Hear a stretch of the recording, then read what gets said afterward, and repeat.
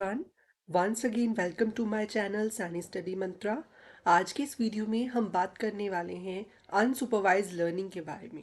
इससे पहले हमने मशीन लर्निंग की टाइप स्टार्ट की थी, जिसमें हमने सबसे पहली टेक्निक सुपरवाइज्ड पढ़ी थी, जिसमें हम लर्निंग थ्रू एग्जांपल्स करते थे, लेबल डेटा सेट प्रोवाइड करते थे मशीन को लर्न करने के लिए। अब हम बात करने वाले हैं अनसुपरवाइज लर्निंग टेक्निक।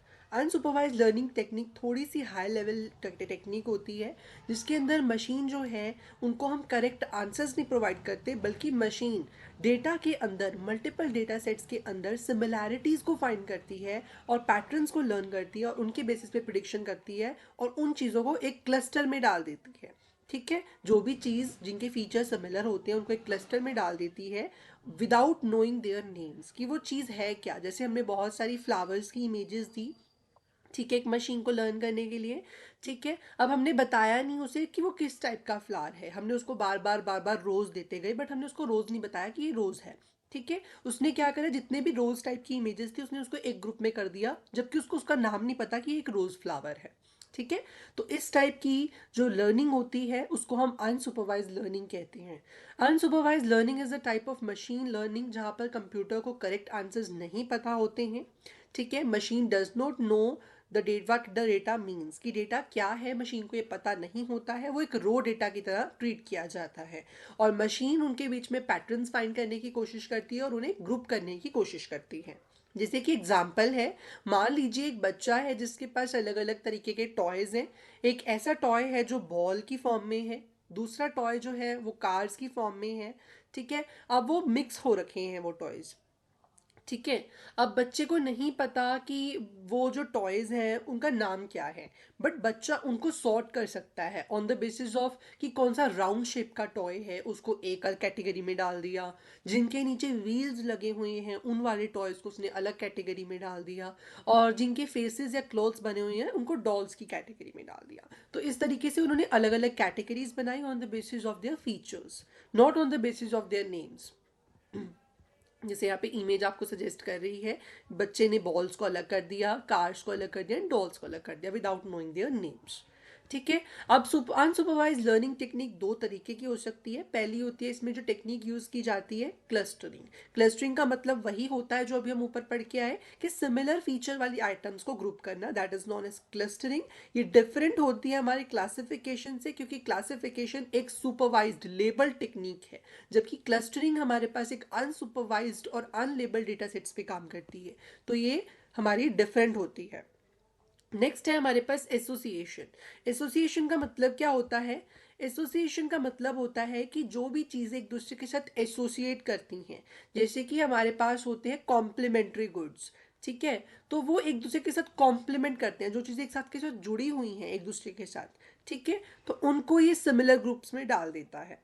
ठीक है, तो इसको हम एसोसिएशन कहते हैं, इसको भी हम डिटेल में एक्सप्लोर करेंगे। सबसे पहले क्लस्टरिंग की बात कर लेते हैं।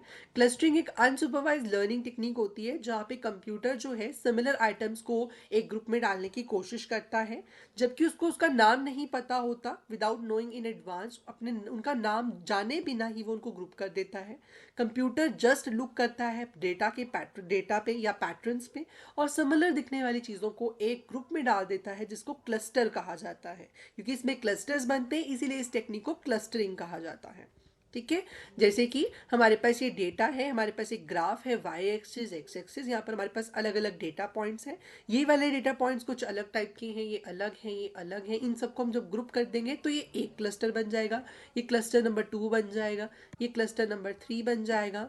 ठीक है, इस तरीके से यहाँ पर क्लस्टर बनाकर दिखा दिए गए हैं। ठीक है, अब ये काम कैसे करता है? सबसे पहले हम मशीन को अनलेबल्ड डेटा प्रोवाइड करते हैं। जैसे कि फॉर एग्जांपल हमने कंप्यूटर को बहुत सारी इंफॉर्मेशन प्रोवाइड कर दी। ठीक है, फॉर एग्जांपल हमने एक लिस्ट ऑफ एनिमल्स जो है वो प्रोवाइड कर दी, जिनका अलग अलग वेट है, साइज है और स्पीड है। ठीक है, जैसे कि एक डॉग है, एक कैट है और टाइगर है, जो हमने नाम उसे नहीं बताया, हमने सिर्फ उसको वेट और साइज और स्पीड के फीचर्स दिए। ठीक है, मशीन को लर्न करने के लिए।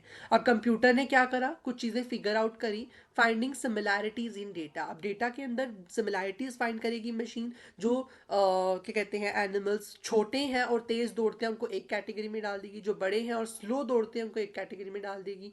ठीक है, या इसका वाइसा वर्सा भी हो सकता है, जो एनिमल बड़े हैं और फास्ट हैं उनको एक कैटेगरी में डालना, ठीक है। तो इस तरीके से वो ग्रुप्स बनाएगी, ठीक है, और पैटर्न्स को फाइंड करने की कोशिश करेगी और चीज़ों को ग्रुप करेगी, ठीक है। नेक्स्ट स्टेप होता है क्रिएटिंग क्लस्टर्स। अब मशीन क्या करेगी, हमारी मशीन जो है वो सिमिलर थिंग्स को ग्रुप कर देगी जिनके फीचर्स एक दूसरे के साथ सिमिलर होंगे, ठीक है, जिसको हम क्लस्टर्स कहेंगे। जैसे for example all the small and fast animals का एक क्लस्टर बन जाएगा, जो बिग और साइज उनका जो बड़े हैं साइज में और उनकी स्पीड स्लो है, उन एनिमल्स को एक अनदर क्लस्टर में डाल देंगे, ठीक है, और हर एक क्लस्टर के डिफरेंट फीचर्स होंगे, ठीक है, और उनको ग्रुप कर दिया जाएगा।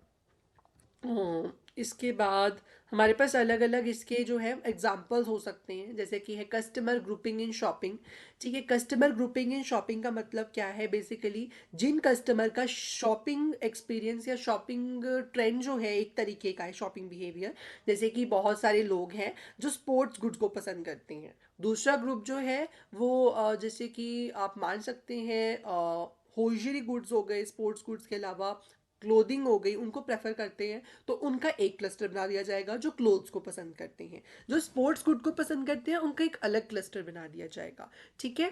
और उनके बेसिस पर उन कस्टमर्स को वही रिकमेंडेशंस दी जाएंगे जिससे कंपनी का प्रॉफिट होगा। तो कस्टमर सेगमेंटेशन के लिए काफ़ी हेल्प करता है। नेक्स्ट है मूवी रिकमेंडेशन।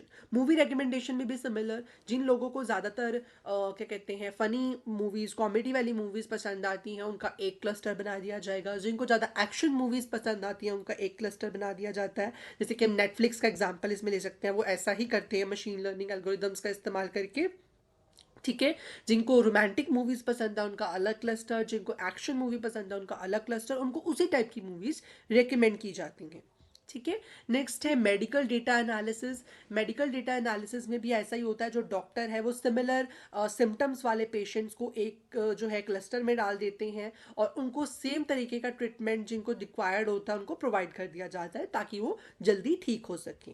नेक्स्ट हमारे पास जो टेक्निक होती है that is the association. Association में क्या होता है, ये भी एक अनसुपरवाइज लर्निंग टेक्निक होती है जहां पर कंप्यूटर पैटर्न्स फाइंड करने की कोशिश करता है और कनेक्शंस फाइंड करने की कोशिश करता है एक बहुत बड़े डेटा सेट में, ठीक है। इन सिंपल वर्ड्स में हम कह सकते हैं कि जो चीज़ें यूजुअली एक दूसरे के साथ अपीयर होती हैं, ठीक है, कॉम्प्लीमेंट्री होती हैं, जो एक दूसरे के साथ जुड़ी हुई होती हैं, एक दूसरे को बहुत अच्छे तरीके से कॉम्प्लीमेंट करती हैं, उन चीज़ों को जो है यहाँ पर रखा जाता है एसोसिएशन में।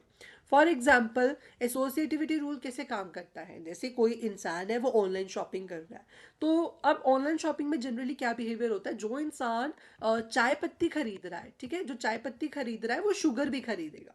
तो इस टाइप का जो है कुछ एसोसिएटिविटी रूल होता है कि अगर किसी को चाय बनानी है तो वो चाय पत्ती के साथ चीनी ज़रूर खरीदेगा। तो इस टाइप के नेचर ऑफ जो हमारे पास बाइंग होता है, नेचर होता है एक तरीके का बाइंग का लोगों का, ठीक है, जो भी बिहेवियर होता है बाइंग हैबिट्स का, वो हम एसोसिएशन, इसको हम एसोसिएटिव रूल कहते हैं, ठीक है। एसोसिएटिव रूल जनरली जो चीज़ें रियल लाइफ सिचुएशंस में एक दूसरे के साथ टुगेदर अपीयर होती हैं उन पे काम करता है। ऐसे ही आप देख सकते हैं कि जैसे जो लोग जनरली ब्रेड खरीदते हैं उसके साथ बटर ज़रूर खरीदते हैं, ठीक है। तो इस टाइप का हमारे पास होता है ये, ठीक है। आपके एग्जाम्पल्स दिए गए हैं, आप चाहे तो इन्हें देख सकते हैं, वैसे मैंने आपको बता दिया है इनके अंदर डिटेल में क्या वर्किंग चल रही है, ठीक है। जैसे ब्रेड बटर का मैंने आपको एग्जांपल दिया, टी शुगर का एग्जांपल दिया, तो इस तरीके से रियल लाइफ वर्ल्ड में भी ये एसोसिएशन रूल काम करता है, ठीक है। एसोसिएशन के और भी एग्जाम्पल्स हो सकते हैं, जैसे ऑनलाइन शॉपिंग हो गया, ठीक है, मूवी स्ट्रीमिंग हो गया, कॉमेडी जेनरे की मूवी जो है पर्टिकुलर ग्रुप को शेयर की जाएगी, ठीक है, म्यूजिक ऐप्स हो गए, ठीक है, सोशल मीडिया ऐप्स हो गए, रेस्टोरेंट ऐप्स। रेस्टोरेंट ऐप्स में कैसे, जैसे जो लोग जनरली पिज़्ज़ा खरीदते हैं क्योंकि वो थोड़ा ड्राई होता है तो उसके साथ वो सॉफ्ट ड्रिंक्स जनरली खरीदते हैं, ठीक है। इसके अलावा हमारे पास क्लस्टरिंग और एसोसिएशन में क्या डिफरेंस होता है। Clustering is a method, clustering एक ऐसा मेथड होता है जिसमें सिमिलर आइटम्स को ग्रुप कर दिया जाता है, जबकि एसोसिएशन बड़े डेटा सेट के अंदर रिलेशनशिप फाइंड करने की कोशिश करता है डेटा आइटम्स में, ठीक है। यहाँ पर क्या होता है, इसका इस्तेमाल किया जाता है नेचुरल पैटर्न्स को फाइंड करने के लिए, जो कि मशीन ऑटोमेटिकली नेचुरल पैटर्न्स को फाइंड करके चीज़ों को क्लस्टर बनाती है। और एसोसिएशन में क्या होता है, एसोसिएशन में जो चीज़ें होती हैं नए फैक्ट्स को डिस्कवर करती हैं, जैसे कि जो चीज़ें एक दूसरे के साथ कनेक्टेड हों। इसके अलावा हमारे पास है ग्रुपिंग कस्टमर। इसका एग्जांपल है हमारे पास उन कस्टमर्स को ग्रुप करना जिनका बिहेवियर, बाइंग बिहेवियर सेम है, जो एक तरीके का जो है सामान खरीदते हैं जनरली, ठीक है। एसोसिएशन रूल का एग्जाम्पल हो गया, जो लोग जनरली ई कॉमर्स वेबसाइट से ब्रेड खरीद रहे हैं वो बटर भी खरीदते हैं। ठीक है, यहाँ पर नो लेबल और आउटपुट आर यूज, यहाँ पर कोई लेबल डेटा सेट्स का इस्तेमाल नहीं होता, यहाँ पर भी लेबल डेटा सेट्स का इस्तेमाल नहीं होता है, बट ये फोकस करता है ज़्यादातर कॉम्बिनेशंस पे कि जो चीज़ें आपस में लिंक्ड हैं। ठीक है, each data item belongs only to one cluster, यहाँ पर हर एक डेटा आइटम हर एक अलग क्लस्टर से बिलोंग करती है, एक आइटम दो क्लस्टर्स में एग्जिस्ट नहीं कर सकती। बट यहाँ पर एसोसिएशन रूल में एक चीज के साथ दूसरी चीज एसोसिएटेड हो, मतलब मल्टीपल कॉम्बिनेशंस हो सकते हैं बेसिकली एक चीज के। ठीक है, जैसे कि अगर हम बात करें कोई मिल्क खरीद रहा है तो मिल्क के साथ शुगर भी जा सकती है, टी खरीद रहा है तो टी के साथ भी शुगर जा सकती है, तो यहाँ पर मल्टीपल कॉम्बिनेशन पॉसिबल है। बट हमारे पास जो क्लस्टरिंग टेक्निक है यहाँ पर सिर्फ एक ही क्लस्टर जिससे जो है आइटम बिलोंग करती है।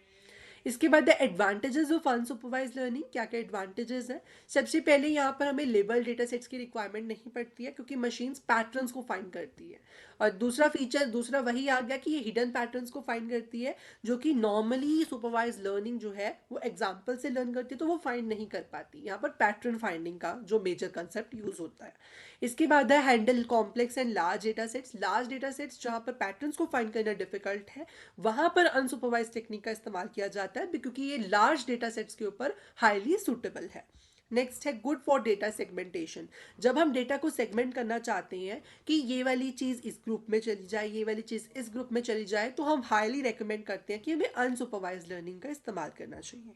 एबनॉर्मल डिटेक्शन, एबनॉर्मल डिटेक्शन का मतलब क्या है, कोई भी सस्पिशियस या strange transaction like banking transaction हो गई उसको डिटेक्ट करना ईजी होता है। ठीक है, जैसे कि आपका कोई कार्ड है, क्रेडिट कार्ड है, वो कहीं फॉरेन में यूज हुआ है तो आपको ईजिली उसको डिटेक्ट कर पाएंगे। ठीक है, by using unsupervised learning techniques. अब जहां पर अनसुपरवाइज लर्निंग के एडवांटेजेस हैं वहीं ना कुछ इसकी डिसएडवांटेजेस भी हैं, क्योंकि जहां पर हर चीज का कुछ ना कुछ फायदा होता है वहां पर कुछ ना कुछ नुकसान भी होता है। सबसे पहला नुकसान क्या है, no correct answers to check. अब यहाँ पर जो मशीन प्रिडिक्शंस देती है वो on the basis of data patterns होती हैं, समटाइम्स वो सही भी हो सकती हैं, समटाइम्स वो गलत भी हो सकती हैं। क्यों गलत हो सकती है, क्योंकि इसको मापने के लिए हमारे पास कोई बेटर पैरामीटर नहीं है कि हमारा आंसर सही है या नहीं है। जबकि सुपरवाइज लर्निंग में हम लेबल देते हैं तो मशीन्स जो आउटपुट दे रही है उस इमेज को देख के हम अंदाज़ा लगा सकते हैं जो हमने लेबल दिया है मशीन ने कैसा उसमें से लर्न किया है। तो बेसिकली हमारे पास वहाँ पर भी लेबल होगा और जब हम आउटपुट देखेंगे तो हम उस लेबल से उसको मैच करेंगे। अगर वो वही लेबल वाली आउटपुट देती है तो वो सही है, पर जब हम अनसुपरवाइज लर्निंग की बात करते हैं तो वो चीज़ों को सिर्फ ग्रुप करेगी। हम उसमें ये प्रिडिक्ट नहीं कर सकते कि ये सही आउटपुट दिया है उसने या गलत आउटपुट दिया है, क्योंकि हमें लेबल उसे नहीं देंगे मशीन को। तो इसमें जो है एरर्स का चांस थोड़ा सा स्लाइटली हाई हो जाता है। रिजल्ट्स कैन बी अनक्लियर, कई बार जो रिजल्ट होते हैं मशीन जो देती है वो अनक्लियर हो सकते हैं, ह्यूमन के लिए शायद कोई सेंस ना भी बनाए, तो इसको अंडरस्टैंड करना डिफिकल्ट हो सकता है। नेक्स्ट है needs human help to interpret results. यहाँ पर समटाइम्स रिजल्ट्स इतने ज़्यादा कॉम्प्लेक्स हो जाते हैं कि मशीन जो आउटपुट देती है उसको नॉर्मली अंडरस्टैंड कर पाना डिफिकल्ट होता है, इसीलिए ह्यूमन लेवल की इंटेलिजेंस की यहाँ पर ज़रूरत पड़ती है उन पैटर्न्स को अंडरस्टैंड करने के लिए। नेक्स्ट है गुड प्री प्रोसेसिंग, यहाँ पर हमें डेटा को अच्छे से प्री प्रोसेस करना पड़ता है, अच्छे से क्लीन करना पड़ता है। अगर हम अच्छे से डेटा को क्लीन नहीं करेंगे, उसे प्री प्रोसेस नहीं करेंगे, तो मशीन जो है पूरा परफॉर्म कर सकती है, बैड परफॉर्म कर सकती है। ठीक है, इसी के साथ अनसुपरवाइज लर्निंग टेक्निक भी होती है खत्म। ठीक है, इसके बाद हम नेक्स्ट वीडियो में रीइंफोर्समेंट लर्निंग के बारे में बात करेंगे। अगर आपको हमारी वीडियो अच्छी लगी हो वीडियो को लाइक करें, चैनल को सब्सक्राइब करें and thank you so much for watching, और टेलीग्राम चैनल को ज़रूर से ज्वाइन करें। Thank you so much for watching.